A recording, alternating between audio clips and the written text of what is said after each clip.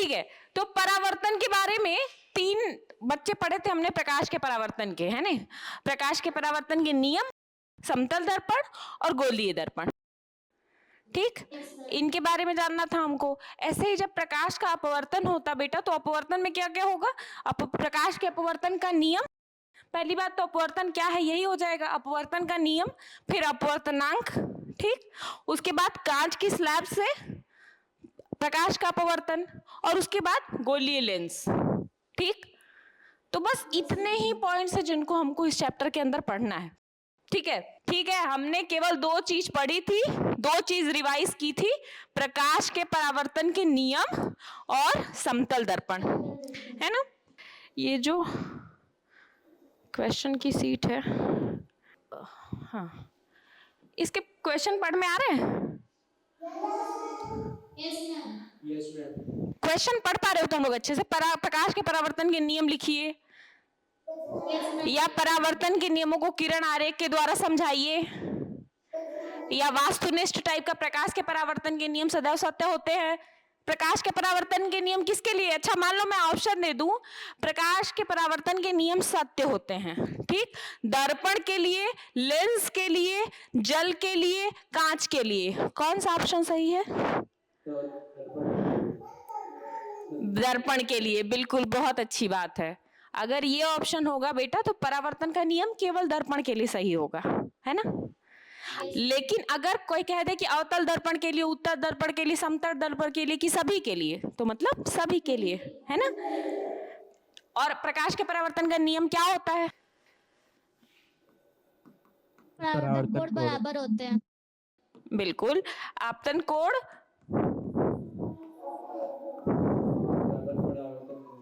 ठीक। दूसरा क्या होता है?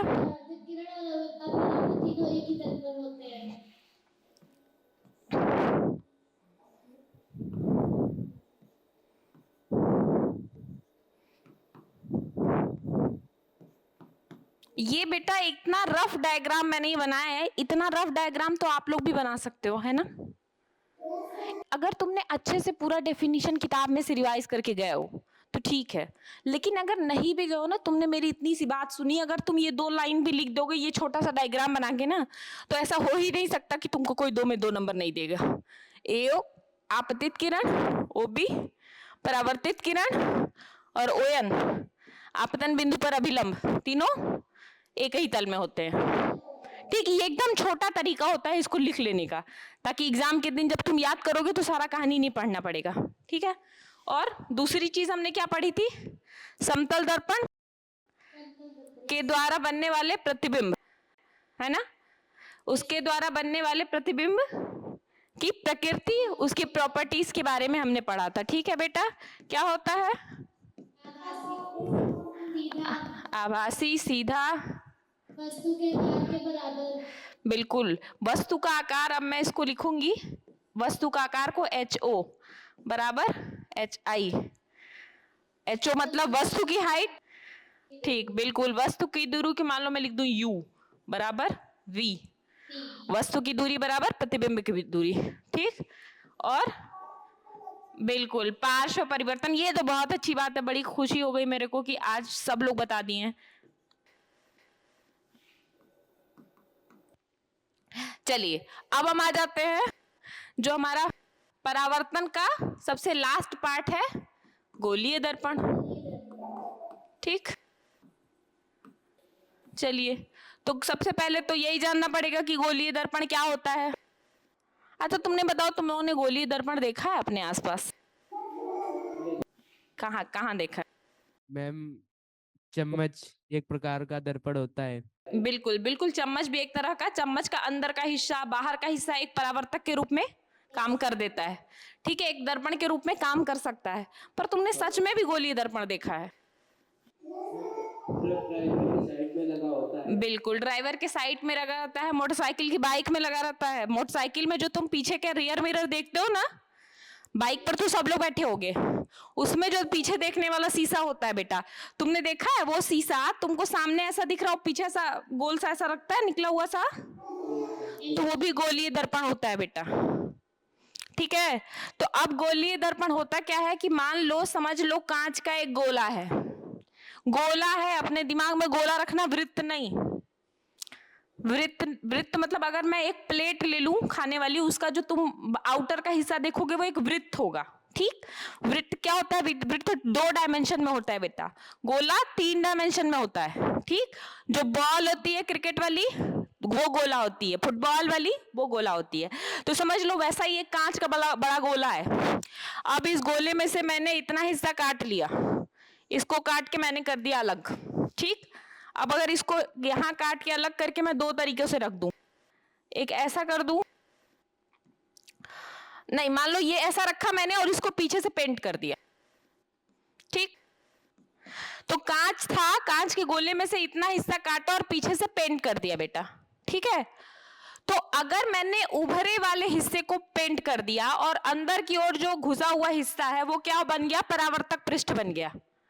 हम इसको सिंबल के फॉर्म में ऐसे बनाते हैं, है ना। हर बार हम इस तरह का गोला तो बनाएंगे नहीं, अवतल दर्पण। ठीक। तो ये बेटा जब अंदर की तरफ का हिस्सा क्या होता है? परावर्तक पृष्ठ होता है, तब ये क्या होता है बेटा? इसको हम बोलते हैं अवतल दर्पण। और अगर यही अंदर के हिस्से पर हम पेंट लगा दें, तो उत्तल दर्पण।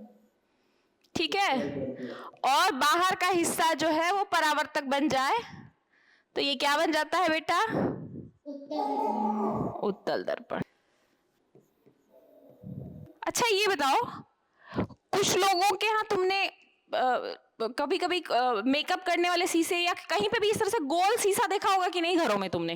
जो तुम लोग घर में मुंह देखने के लिए गोल शीशा यूज करते हो, क्या वो गोलीय दर्पण होता है? क्यों? समतल होता मैम वो है। समतल होता है।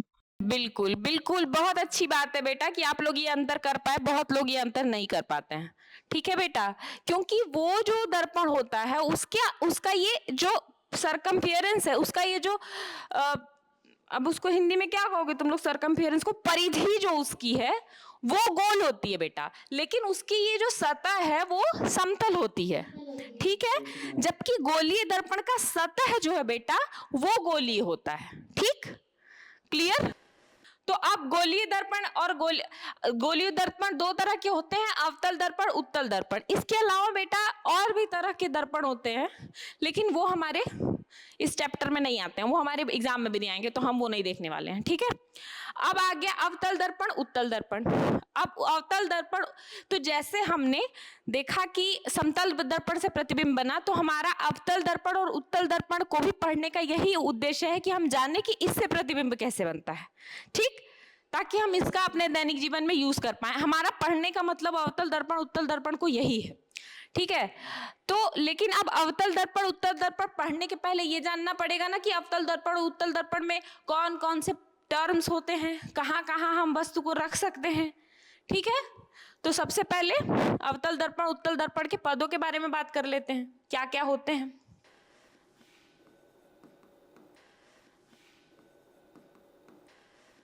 ठीक, तो सबसे पहले बात करते हैं वक्रता केंद्र की। अब अवतल दर्पण उत्तल दर्पण, अब मैंने पहले ही कहा, दोनों जो है तुमको क्या है, एक गोले से काट के बनाया गया है। Yes ma'am. तो जिस गोले से इसको काट के बनाया जा रहा है उस गोले का केंद्र क्या है? वक्रता केंद्र, ठीक। किसी को कोई दिक्कत वक्रता केंद्र में? अगर एग्जाम में भी लिखने में आ गया तो क्या लिखेंगे?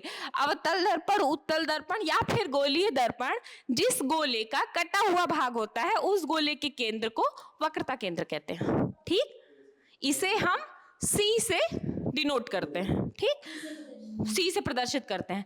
अब जैसे क्या हुआ कि मान लो थोड़ा बड़ा क्वेश्चन आ गया, ठीक, तब तो तुम लिखोगे कि एक गोला बना दोगे, पूरा सर्कल लगा दोगे उसके अंदर, और उस मतलब इस तरह से गोला बनाओगे, दोनों बना दोगे, इस तरह से डॉट लगा दोगे, इसके अंदर ऐसा सी लिख दोगे कि जिस गोले का कटा हुआ भाग होता है उसे हम वक्रता केंद्र कहते हैं, इसे हम सी से प्रदर्शित करते हैं। ये सब तब करना है जब ये लघुत्तरी में आएगा।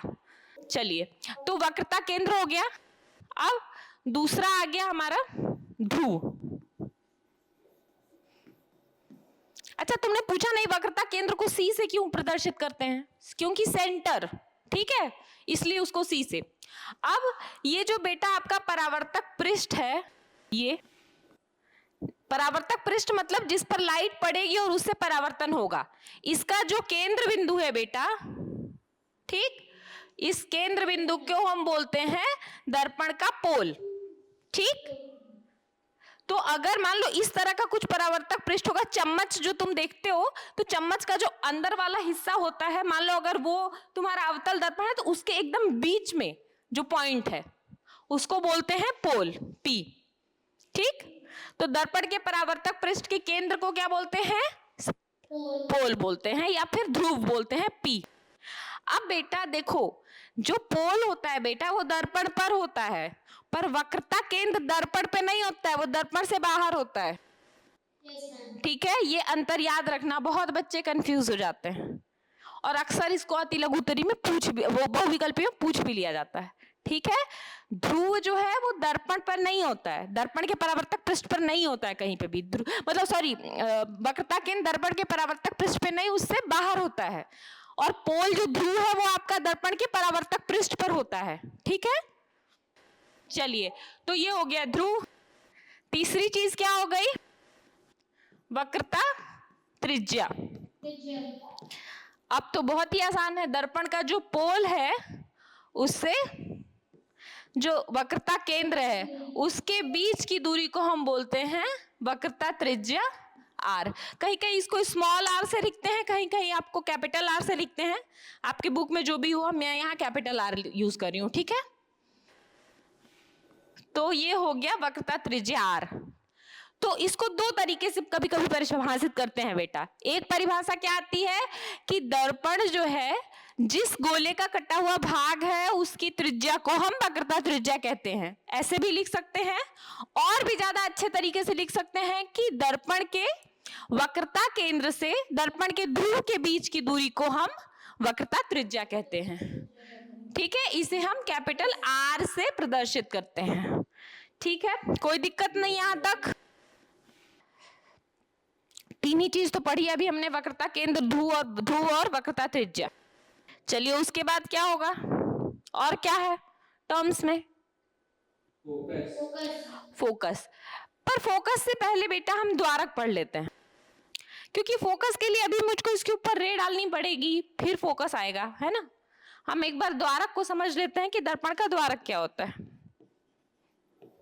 और द्वारक क्यों जरूरी है बेटा? क्योंकि हम यहाँ बहुत छोटे द्वारक वाले दर्पण के बारे में पढ़ाई कर रहे हैं। हमेशा याद रखना, इस पूरे चैप्टर में तुमने जितने भी दर्पणों के बारे में पढ़ा है, बहुत छोटे द्वारक वाला। द्वारक है क्या? दर्पण के परावर्तक पृष्ठ का सबसे, ये जो दर्पण का परावर्तक पृष्ठ है बेटा, इसका जो व्यास है, ठीक है, इसको हम बोलते हैं द्वारक, MN। यहां पे ये MN। समझो कि जो चम्मच है, चम्मच का अंदर का गहरा वाला हिस्सा है, उसके सबसे ऊपर से लेके नीचे तक की जो दूरी है बेटा, वो क्या है? दर्पण का द्वारक है, ठीक। और परिभाषित कैसे करते हैं? दर्पण के परावर्तक पृष्ठ का जो व्यास होता है बेटा, उसको हम द्वारक कहते हैं, MN हो गया। चलिए अब इसके बाद आ गया फोकस। ये कौन सा दर्पण है? अवतल दर्पण, बिल्कुल। यहाँ हो गया P, यहाँ हो गया C, ये हो गई R, ठीक। बेटा देखो, C P को मिलाते हुई अगर हम एक सीधी रेखा खींच दे दर्पण के बीच से, इस रेखा को हम बोलते हैं यहाँ पे मुख्य अक्ष, ठीक। तो ये हो गई मुख्य अक्ष। ये भी उसके टर्म्स में भी आता है। मान लीजिए आप इसको E नहीं कहिए, E को आप बोल दीजिए कि मुख्य अक्ष, और उसके बाद F हम पढ़ेंगे फोकस, ठीक। तो E क्या होती है? दर्पण के केंद्र से, दर्पण के सेंटर से वक्रता केंद्र और ध्रुव से होकर जाती हुई जो एक क्षैतिज रेखा है, उसको हम बोलते हैं मुख्य अक्ष, ठीक। चलिए उसके बाद आ जाता है अब फोकस। बेटा जब भी हम दर्पण से प्रतिबिंब प्राप्त करने की कोशिश करते हैं तो क्या होता है? कि हम दर्पण के ऊपर प्रकाश की कुछ किरणें डालते हैं, ठीक। अब वो प्रकाश किरणें जो दर्पण के मुख्य अक्ष के समांतर चलती हैं बेटा, ये क्या है, अवतल दर्पण है। तो ये किरणें क्या होती हैं, दर्पण से टकराने के बाद एक बिंदु से होकर के जाती हैं, ठीक। ये क्या होगा बेटा, परावर्तन के पश्चात एक बिंदु से होकर जाती हैं। तो इसी बिंदु को हम बेटा बोलते हैं दर्पण का फोकस एफ। अब अगर अवतल दर्पण है तब तो ये इस बिंदु से होकर जाती हैं, लेकिन अगर उत्तल दर्पण है तो ये इसी बिंदु से होकर आती हुई प्रतीत होती हैं। क्यों? क्योंकि क्या होता है बेटा, जो अवतल दर्पण है वो क्या करता है, प्रकाश की किरणों को एक जगह इकट्ठा करता है, पर उत्तल दर्पण प्रकाश की किरणों को ऐसे फैला देता है। अब ये बताओ, जब ये प्रकाश की किरणें ऐसे फैल जाएंगी तो कहीं मिलने वाली तो है नहीं, ठीक है। लेकिन अगर आप इनको पीछे की तरफ बढ़ाओ तो आपको महसूस होगा कि किसी, सॉरी ये सी नहीं लिखना चाहिए था, इसको एफ ही लिखा जाए, यहाँ चलो सी, ठीक। तो इसे बिंदु पर मिलती हुई प्रतीत होती हैं। बिल्कुल, तो जिस बिंदु से मिलती हुई प्रतीत होती है उस बिंदु को हम बोलते हैं फोकस एफ, और फोकस एफ से पी के बीच की दूरी को बोलते हैं बेटा फोकस दूरी, ठीक। फोकस दूरी को हम स्मॉल एफ से प्रदर्शित करते हैं, ठीक है बेटा। तो ये हो गई फोकस दूरी एफ। अब ई, उसके बाद हमारा एफ था फोकस एफ, उसके बाद हमने जी पढ़ लिया फोकस दूरी, ठीक। अब तो ये हो गए बेटा टर्म्स, कोई टर्म बच गया, बस अब क्या बचा रह गया, एक रिलेशन बचा रह गया, ठीक है। रिलेशन क्या है कि जो फोकस दूरी होती है, दर्पण की जो वक्रता त्रिज्या आर होती है वो फोकस दूरी की दोगुनी होती है, आर बराबर 2f, ठीक। ये बेटा दोनों ही तरह के दर्पण के लिए मान्य है, ठीक है। तो हमने पढ़ लिया क्या, बिल्कुल ये भी कह सकते हो। अब यहीं से तुम अगर करोगे तो f बराबर r/2 हो जाएगा।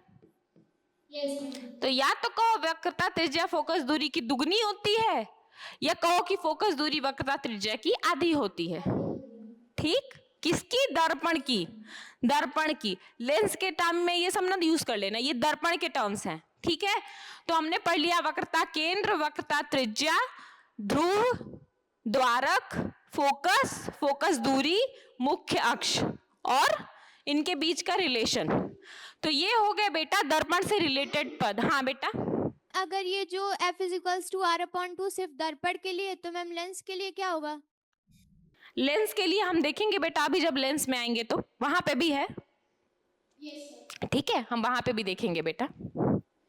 वहां पे भी एक कंडीशन ऐसी होती है क्योंकि वहां पर एक नहीं दो वक्रता त्रिज्या होती है बेटा, जब आप लेंस के बारे में पढ़ोगे ना। क्योंकि जैसे लेंस पारदर्शी होता है, ठीक है, आप देखे होगे या आपने पढ़ा तो होगा ही ना पहले, लेंस इस तरह से होता है, अवतल लेंस, उत्तल लेंस, दोनों दो गोले के भाग होते हैं बेटा, दो गोले होते हैं, ठीक है। तो दो वक्रता त्रिज्या होती है और एक स्पेशल कंडीशन होती है लेंस की, तब जाके वक्रता त्रिज्या फोकस दूरी की आधी होती है। लेंस के लिए हमेशा ये कंडीशन सही नहीं होती है, ठीक है, लेकिन हम उसी कंडीशन के बारे में पढ़ते हैं जब वक्रता त्रिज्या फोकस दूरी की आधी होती है। हम अपनी बुक में वही कंडीशन पढ़ते हैं सिर्फ, ठीक। तो आपको चिंता करने की जरूरत नहीं है। अभी वो बाकी की जो कहानी है वो आपकी आगे की क्लासेस में आप पढ़ेंगे। आप अभी इतना ही जानिए कि लेंस में भी यही रूल चलेगा आगे, ठीक। तो F बराबर R/2 R। अच्छा, अब एक बार देख लेते हैं कि इसके ऊपर सवाल क्या पूछे गए हैं।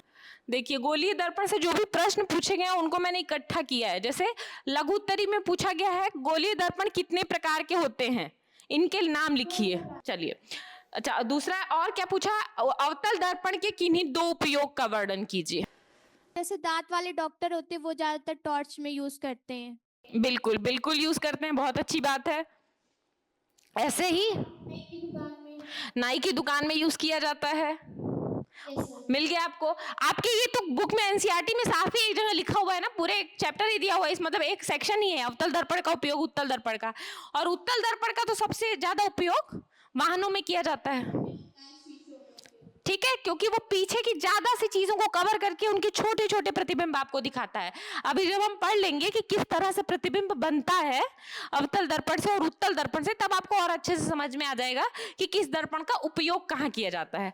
तो अक्सर 2-2 नंबर में इस तरह से उपयोग पर सवाल पूछा जा सकता है। और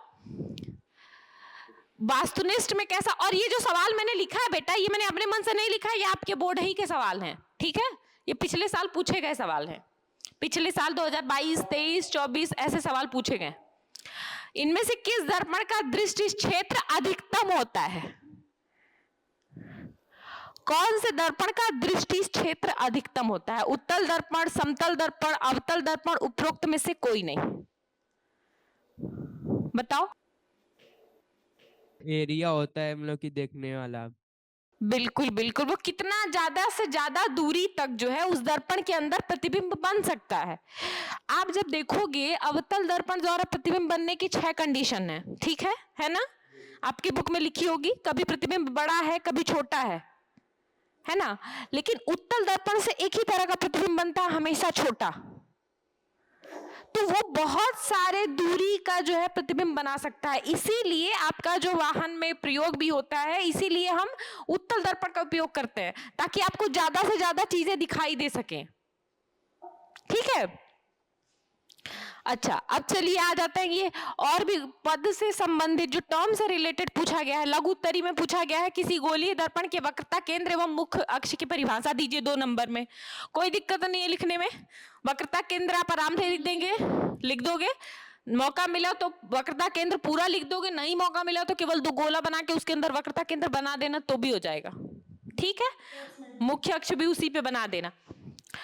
एक गोलीय दर्पण की, अच्छा एक और वास्तुनिष्ठ में ही पूछा गया है कि एक गोलीय दर्पण की वक्रता त्रिज्या 30 सेंटीमीटर है, इसकी फोकस दूरी होगी 15 से। ठीक है ना? ऑप्शन मान लो 10, 15, 30, 60 कुछ दिया हुआ है तो तुम 15 है, सोचना ही नहीं है तुमको। तो मतलब इसी तरह के क्वेश्चन आएंगे बेटा। मैंने सारे क्वेश्चन लिस्ट नहीं किए हैं क्योंकि सारे लिस्ट करूंगी तो बहुत बड़ी सी लिस्ट बन रही थी। मैंने सबको इकट्ठा करके कुछ कुछ क्वेश्चन को लिस्ट बनाए यहाँ पे। अब आ जाते हैं, हमारे पास है गोलीय दर्पण द्वारा प्रतिबिंब निर्माण। प्रतिबिंब बनने पर किस किस तरह के सवाल पूछे जा रहे हैं। ठीक है, तो इसके लिए अब हम लोग चलते हैं प्रतिबिंब बनने की तरफ में। ठीक, तो अभी तक तुम लोग को कहानी याद है कि नहीं, कहां से शुरू हुई थी? कहानी मत भूल जाना। कैसे कि कहानी शुरू हुई थी प्रकाश की। प्रकाश के आए थे 2 बच्चे, परावर्तन। ठीक, अब क्यों मैं बार बार कहानी कह रही हूँ बेटा? क्योंकि तुमको याद है, तुमको जो कहानी सुनाई गई होगी बचपन में अभी भी याद होगी। जो पढ़ते हो वो भूल जाते हो, कहानी याद रहती है। परावर्तन की कहानी, परावर्तन के कितने बच्चे थे? 3। इसका नियम था, ठीक है। अब आया था गोलीय दर्पण। अब एक गोलीय दर्पण है, इसने और भी बच्चे पैदा कर दिए हैं। ठीक, इनके अंदर हम पढ़ लेते हैं। और इसके कौन कौन से थे? अभी तो हमने शुरू किए बेटा। सबसे पहले हमने शुरू किया कि इसके क्या प्रकार होते हैं गोलीय दर्पण के। ठीक, फिर हमने पढ़ा गोलीय दर्पण के पदों के बारे में। ठीक, अब हम आगे पढ़ेंगे कि गोलीय दर्पण से जो प्रतिबिंब बनते हैं वो कैसे बनते हैं। ठीक, जब प्रतिबिंब अच्छा, जब हमने प्रकार पढ़ा बेटा, हमने उसी समय उपयोग भी पढ़ लिया ना। अगर आपको एक बार मैं स्पेसिफिक आपको उपयोग के बारे में बता दूं कि क्या क्या उपयोग होते हैं, आप ये नहीं कहो कि आपको उपयोग नहीं बताया।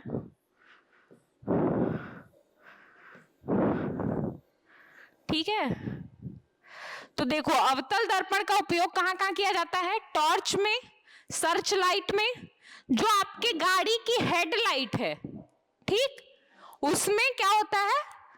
अवतल दर्पण का उपयोग किया जाता है। दांत के डॉक्टर जो यूज करते हैं उसका कौन सा है वो दर्पण? अवतल दर्पण है। ठीक, चेहरे का भी बड़ा प्रतिबिंब देखने के लिए जो नाई की दुकान में कौन सा है? अवतल दर्पण है। ठीक, सौर भट्टियों में सूर्य के प्रकाश को केंद्रित करने के लिए भी अवतल दर्पण का यूज किया जाता है। याद रखना तुम लोग, टॉर्च और सर्च लाइट। और वाहन में तुम लोग कंफ्यूज होते हो, देखो एक बैक वाला मिरर होता है, बैक वाला मिरर उत्तल होता है बेटा, जो हेड लाइट होती है वो अवतल होती है। ठीक, किसी भी गाड़ी की जो हेडलाइट, जो मोटरसाइकिल की आपकी हेडलाइट है या कार की आपकी हेडलाइट है, वो अवतल दर्पण है। तो भूल, इसमें कंफ्यूज मत करना, कंफ्यूजन क्रिएट करता है एग्जाम में, ठीक है, कि वाहन का जो बैक वाली लाइट लगी हुई है वो कौन सा है और जो हेडलाइट है वो कौन सा है। हेडलाइट अवतल दर्पण है, ठीक। टॉर्च और सर्च लाइट दांत विशेषज्ञ का जो है, जो उसके पास जो शीशा दर्पण है वो क्या है, अवतल दर्पण है। नाई के पास जो है वो क्या है, अवतल दर्पण है। और सौर भट्टी अक्सर पूछ लेता है, इसलिए मैंने यहाँ लिस्ट ही किया है इसको, क्योंकि अक्सर पूछ लेता है कि सौर भट्टियों में कौन सा दर्पण यूज करते हैं बेटा, अवतल दर्पण यूज करते हैं, ठीक है। इसी तरह से उत्तल दर्पण का उपयोग कहाँ कहाँ होता है। सबसे पहले तो एक ही वही उपयोग मेजर है उसका जो वाहनों में किया जाता है, ठीक है। वाहन में जो पीछे का प्रतिबिंब देखने के लिए यूज किया जाता है। इसके अलावा और आपकी बुक में लिखा है और कोई यूज?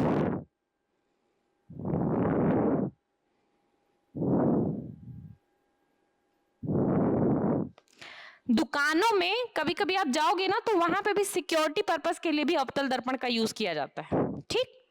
तो बस अवतल दर्पण का ज्यादा यूज नहीं है, दो यूज, सॉरी उत्तल दर्पण का केवल यही दो यूज है बेटा, जो आपके आपके सिलेबस में लिखा हुआ है। तो हो गया अवतल दर्पण उत्तल दर्पण का यूज भी, उसके प्रकार भी, उनके पद भी। अब हम देखेंगे कि गोलीय दर्पण से बनने वाले प्रतिबिंब, कैसे प्रतिबिंब बनता है, कैसा क्या बनता है। उसके बाद आ जाएगा इसका सूत्र, और उसके बाद एक और बच्चा आ जाएगा क्या, चिन्ह परिपाटी, ठीक है। तो गोलीय दर्पण के अंदर हमको पढ़ना बस इतना ही था, गोलीय दर्पण के प्रकार, उसके उपयोग, ठीक, जो हमने पढ़ लिया, इससे रिलेटेड पद। अब हम जा रहे हैं गोलीय दर्पण द्वारा प्रतिबिंब किस तरह से बनता है, क्या बनता है ये देखने। उसके बाद आ जाएगा कि गोलीय दर्पण के क्या सूत्र होते हैं, उसके बाद चिन्ह परिपाटी। जब मैं गोलीय दर्पण कह रही हूं तो इसका मतलब मैं अवतल उत्तल दोनों दर्पण कह रही हूं, ठीक है। तो इसमें कंफ्यूज नहीं होना। चलो अब आ जाते हैं हम अपनी तीसरी का गोलीय दर्पण में, जो तीसरा वाला पॉइंट है, गोलीय दर्पण द्वारा प्रतिबिंब का बनना।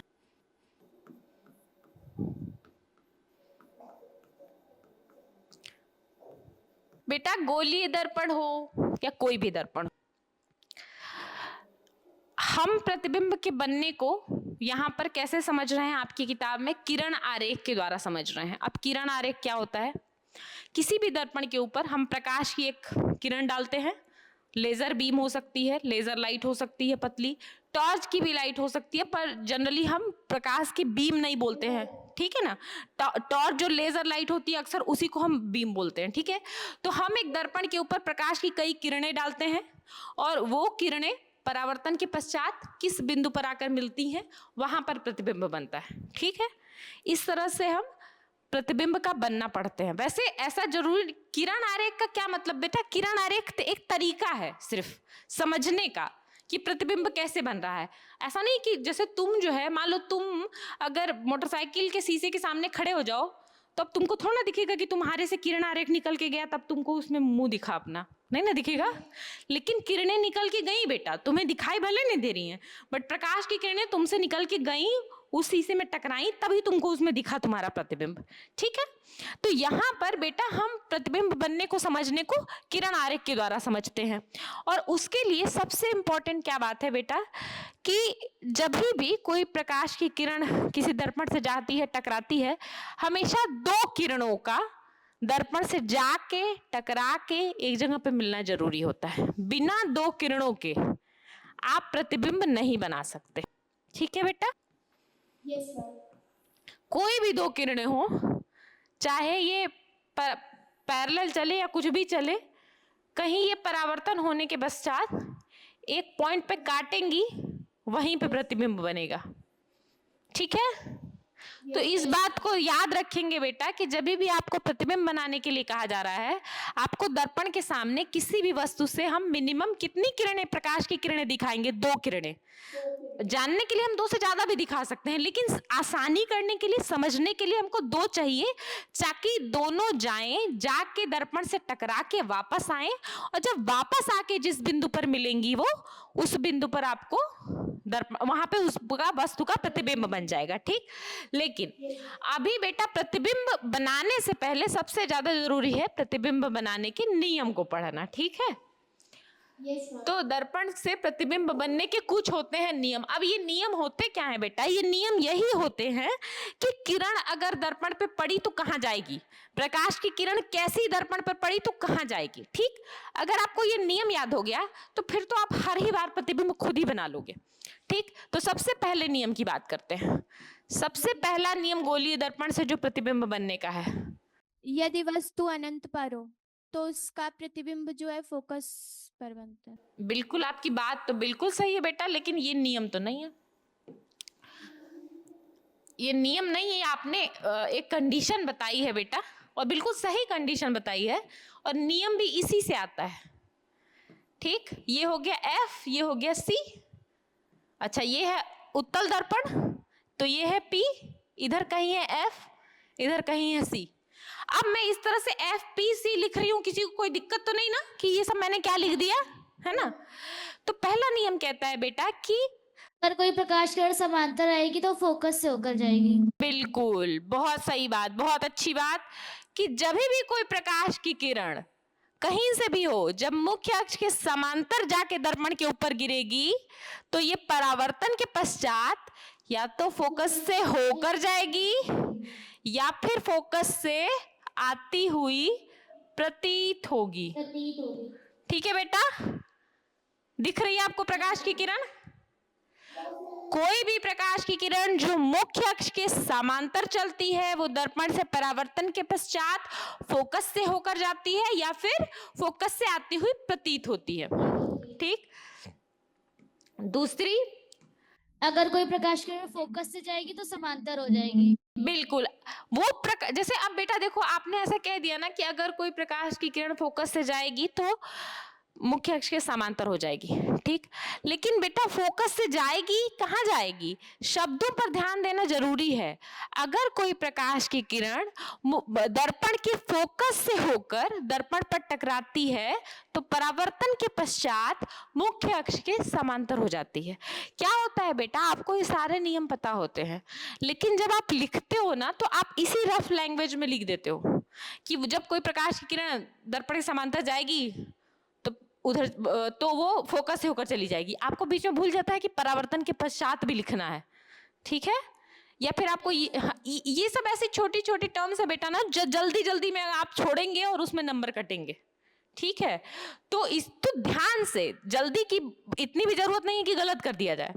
तो यदि कोई प्रकाश की किरण, मान लीजिए यहीं से हम तार जला रहे हैं, ठीक है, तो यदि कोई प्रकाश की किरण दर्पण के फोकस से होकर जा करके दर्पण के ऊपर टकराएगी तब वो परावर्तन के पश्चात मुख्य अक्ष के समांतर हो जाएगी। ठीक, इसके ऊपर भी शायद मैंने एक्सपेरिमेंट करके दिखाया है, आप चाहो तो उसको देख सकते हो कि ऐसा नहीं है कि हम यहाँ ऐसा कुछ आपको कोई बात बता दे रहे हैं कि यही कहानी सच्ची है। सच्ची नहीं है, उसको करके भी देखा गया है ना बेटा, ऐसा ही होता है।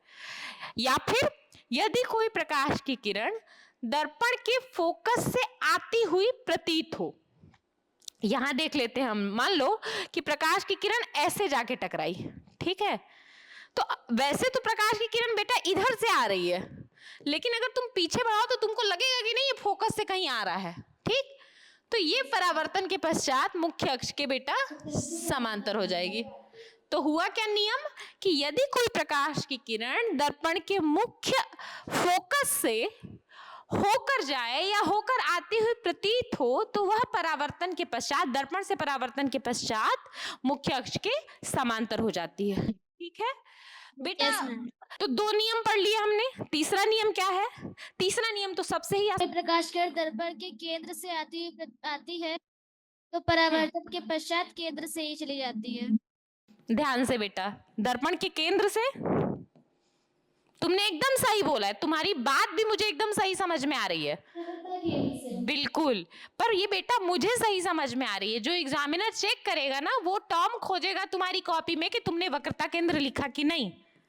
ठीक है, तो तीसरा नियम क्या कहता है कि यदि कोई प्रकाश की किरण, मान लो यहां से मैंने इस तरह से टॉर्च जलाई कि ये प्रकाश की किरण दर्पण के वक्रता केंद्र से होकर के जाती है तो दर्पण से परावर्तन के पश्चात क्या होगा, इसका वापस हो जाएगी कि मुख्य अक्ष के समांतर हो जाएगी? वापस जाएगी। वापस जाएगी, बहुत अच्छी बात है। तो अगर कोई प्रकाश की किरण वक्रता केंद्र से होकर जाती है तो दर्पण से परावर्तन के पश्चात उसी दिशा में वापस लौट जाती है, या फिर यदि कोई प्रकाश की किरण वक्रता केंद्र से आती हुई प्रतीत होती है तो वो दर्पण से परावर्तन के पश्चात उसी दिशा में वापस लौट जाती है। ठीक है, ये हो गया तीसरा नियम। एक और है चौथा नियम। चौथा नियम तो काफी कुछ जो हमने परावर्तन का नियम पढ़ा है उसी का रूप है। ठीक है, कि अगर कोई प्रकाश की किरण दर्पण के ध्रुव पर, ठीक है, दर्पण के ध्रुव पर मुख्य अक्ष से मान लो आई एंगल बनाते हुई जाके टकराती है, या फिर आई नहीं कहना चाहिए क्योंकि फिर चलो आई एंगल बनाते हुए अगर जाके टकराती है तो वो जो परावर्तन के बाद जो एंगल बनाएगी वो भी एंगल आई ही होगा। मतलब वही है आपतन कोण बराबर परावर्तन कोण, यही हो रहा है यहाँ पे। ठीक है, इसी तरह से यहाँ पे भी ये कोण आपस में बराबर हो जाएंगे। ध्रुव वाला बहुत नियम का जरूरत नहीं है, आपको मेनली वो 3 नियम याद रखने की जरूरत है जो पहले हमने पढ़े हैं। ठीक है, यस मैम। तो अब आ जाते हैं हम प्रकाश के, अब प्रतिबिंब बनने पर आ जाते हैं कि किस किस तरह से प्रतिबिंब। अब देखो ये 3 नियम 4 नियम जो हमने पढ़े ना बेटा, इन्हीं तीनों नियम के मिला करके सारे दर्पण के प्रतिबिंब बन जाने हैं। ठीक, चलिए, thank you class, thank you बेटा, थैंक यू।